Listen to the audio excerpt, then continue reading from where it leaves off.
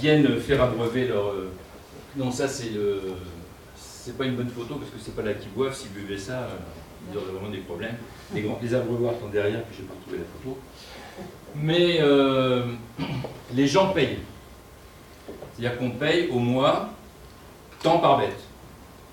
Alors on paye au mois 200 francs CFA par vache, ça fait 30 centimes d'euros.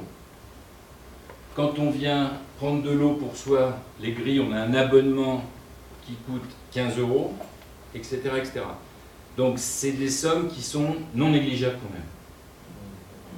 Et donc dès qu'il pleut, dès qu'il y a des marigots, hop, tout le monde, il n'y a plus personne, c'est vide, parce qu'il n'y a plus à payer comme ça.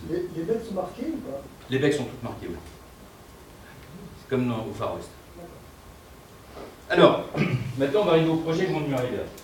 Donc comme vous a expliqué hier dans le film, c'est important parce que c'est une décision politique africaine. C'est les Africains qui ont décidé de construire cette Grande Muraille Verte. Ce n'est pas le projet de Muraille Verte, il y en a déjà eu d'autres auparavant, qui en général n'ont pas marché. Il y a aussi eu celui de l'Algérie. Vous connaissez la barrière verte algérienne? Vous savez pourquoi elle n'a pas marché?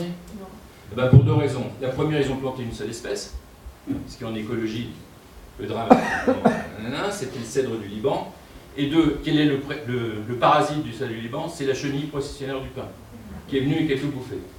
Et en plus, comme ils ne se sont pas mis d'accord avec les populations locales, la nuit, les éleveurs venaient couper les arbres.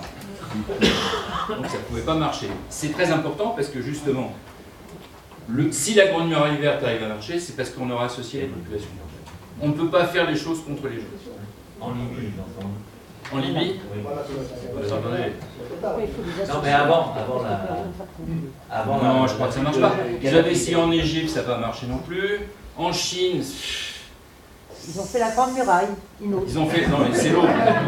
Ils ont fait l'eau Grande Muraille. En Chine, ça ne marche pas trop, je vous le dis, parce que bon, ils font ça à la chinoise. Il y a des avions qui balancent des plans d'avions, et puis il y a plein de travailleurs qui viennent planter, mais ils n'ont pas trop réfléchi aux conséquences écologiques. Ça ponce, oui, ça ponce. Enfin là, ils s'y mettent bien. Ils commencent. Et puis eux, ils ont le désert de Gobi avec le vent qui pue. Voilà. Ils ne sont pas dans le même système que nous, bien que nous, on est un petit peu le sable du Sahara quand même. Bon, alors voilà, donc le projet africain, on vous a expliqué, simplement, pour que ça marche, il ne faut pas que ce soit simplement un processus de replantation et de restructuration de l'écosystème. Il faut que ce soit aussi un problème de développement local en associant le mieux-être des populations. Autrement, ça ne marchera pas. Donc, diversification des écosystèmes et développement local. Bon, le problème, c'est que là, il y a la guerre, là, il y a la guerre, là, il y a la guerre. Bon, enfin, bref, c'est pas facile. Il y a les djihadistes. Alors, au Sénégal, bon, rapidement, 545 km. Il y a des zones qui ne sont pas forestières, il y a des zones agricoles dedans, il y a un petit peu de zones urbanisées, mais tout ça doit être intégré dans un dispositif global. Ça fait 817 000 hectares, et hier je vous ai dit qu'ils avaient planté 65 000 hectares. Mais c'est pas mal quand même. C'est pas mal. Alors, l'objectif global, c'est la lutte contre l'avancée du désert. Alors, je change parce que j'en ai marre. Contre la désertification, qui est un processus de sécheresse, ce n'est pas les dunes qui avancent.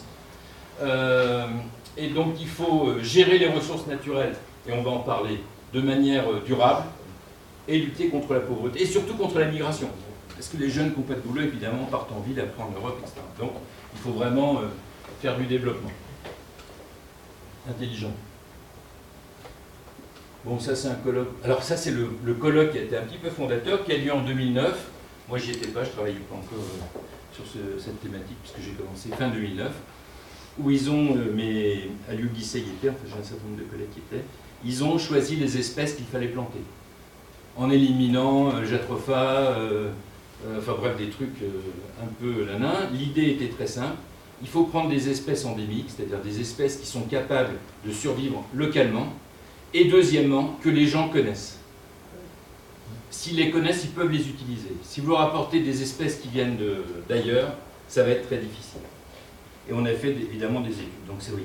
Leur écologie, ils sont capables de survivre entre 200 et 400 mm d'eau, si on a plus tant mieux, mais au moins ça, et puis leur utilité pour les populations locales.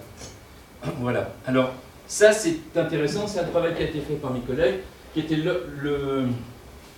l'aire de répartition des espèces plantées.